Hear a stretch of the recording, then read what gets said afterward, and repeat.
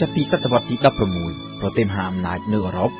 បានប្រជែងគ្នាក្នុងការពង្រីកដែនដីអាណានិគមរបស់ខ្លួននៅស្ទើរតែគ្រប់ទីកន្លែងនៅទូទាំងពិភពលោកមហាអំណាចអាណានិគមអឺរ៉ុបដំបូងគេគឺមានអេស្ប៉ាញនិងប៉ុកទុយហ្គាល់ហើយបន្តមកទៀតមានហូឡង់បារាំងនិងអង់គ្លេសប៉ុកទុយហ្គាល់និងអេស្ប៉ាញបានចាប់ផ្ដើមពង្រីកអាណានិគមនៅក្នុងទ្វីបអាមេរិកនៅក្រោយពេលដែលគ្រីស្តូហ្វកូឡុំបានរកឃើញទ្វីបនេះនៅចុងសតវត្សទី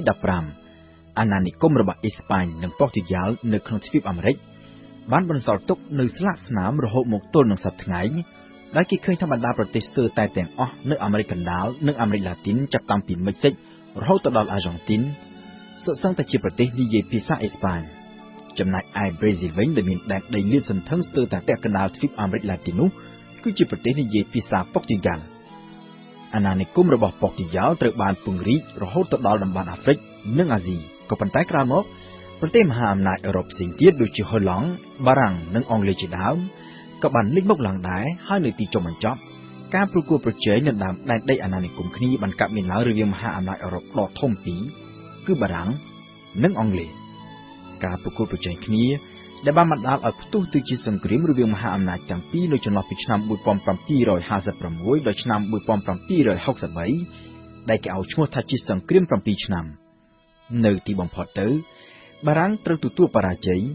ហើយអង់គ្លេសក៏បានក្លាយទៅជាមហាអំណាចអាណានិគមដ៏ធំជាងគេបង្អស់នៅលើពិភពលោកនាសម័យកាលនោះនៅទ្វីបអាមេរិកចក្រភពអង់គ្លេសគ្រប់គ្រងទឹកដីអាមេរិកខាងជើងស្ទើរតែទាំងមូលហើយក្រោយមកទៀតក្រៅពីសហរដ្ឋអាមេរិកទទួលឯករាជ្យទៅហើយក៏ដោយក៏អង់គ្លេសនៅតែបន្តគ្រប់គ្រងទឹកដីមួយចំណែកធំនៅអាមេរិកខាងជើងដដែលជាពិសេសគឺគ្រប់គ្រងដែនដីដ៏ធំធេងរបស់កាណាដានៅអាហ្វ្រិកអង់គ្លេសបានកាន់កាប់ទឹកដីស្ទើរតែពាក់កណ្ដាលគឺនៅប៉ែកខាងកើត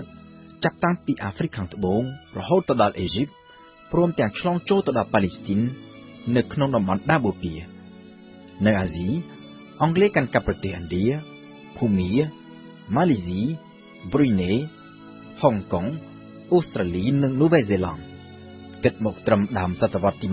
20អង់គ្លេសគឺជាអាណាចក្រដែលមានប្រជាជនសរុបប្រមាណជាជិត460លាននាក់ពោលគឺប្រមាណជា 20% នៃប្រជាជនសរុបនៅទូទាំងពិភពលោកនៅពេលនោះ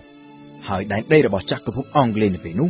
មានផ្ទៃក្រឡាសរុបរហូតដល់ទៅជាង33លានគីឡូម៉ែត្រក្រឡាពោលគឺប្រមាណជា 25% នៃដែនដីគោកសរុបនៅទូទាំងពិភពលោកហើយលាតសន្ធឹងពីចុងម្ខាងរហូតដល់ចុងម្ខាងទៀតនៃភពផែនដីដែលគេឲ្យឈ្មោះថាជាអាណាចក្រដែលព្រះអាទិត្យមិនដែលអស្ដង្គត់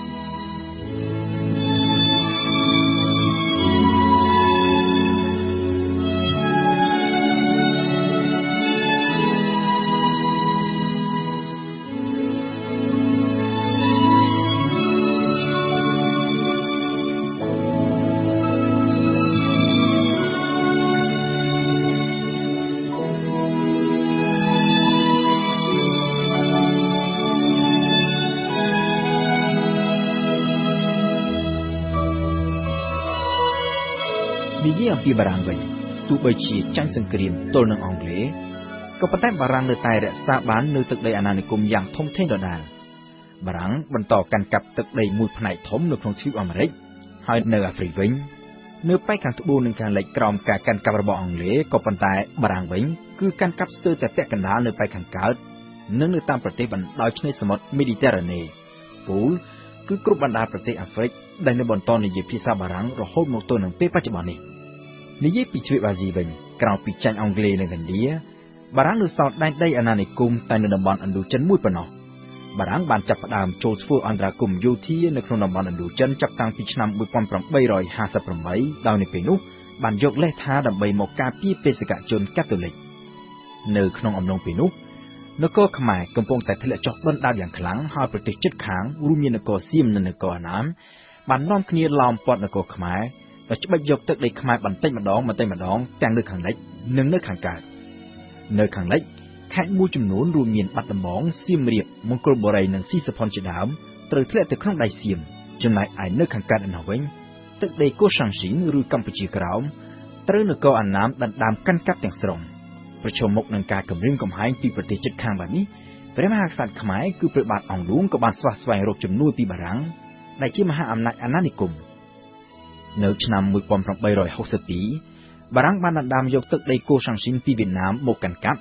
ដោយយកមកដាក់ធ្វើជាទឹកដីរបស់បារាំងហើយបន្តមកទៀតបានដាក់អាណាព្យាបាលលើកម្ពុជានៅឆ្នាំ1863និងនៅលើវៀតណាមគឺអាណាមនិងតង់កឹងនៅឆ្នាំ1864រួចហើយយកដែនដីអាណានិគមអត់ទៅនេះ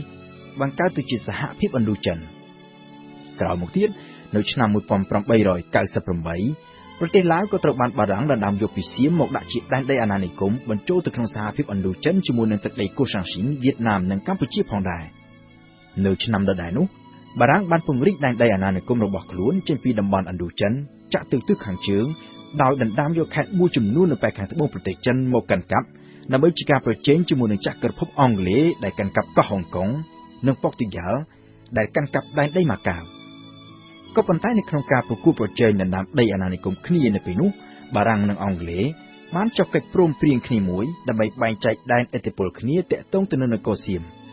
យោងតាមកិច្ចព្រមព្រៀងចុះឆ្នាំ1896បារាំងបានព្រមព្រៀងជាមួយអង់គ្លេសថានឹងទុកឲ្យនគរសៀមនៅជាប្រទេសឯករាជ្យដើម្បីធ្វើជាតំបន់ទ្រនាប់រវាងដែនដីអាណានិគមអង់គ្លេសដែលមានភូមានិងម៉ាឡេស៊ី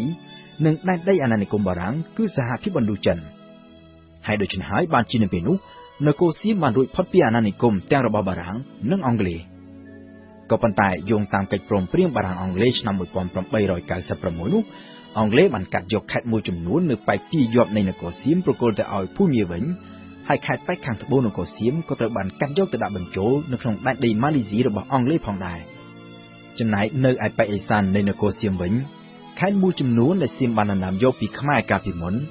ត្រូវបានបារាំងកាត់យកមកឲ្យខ្មែរវិញគឺខេត្តមលូព្រៃនិងទន្លេរពើនៅឆ្នាំ1904និងខេត្តបាត់ដំបងនិងសៀមរាបនៅឆ្នាំ1907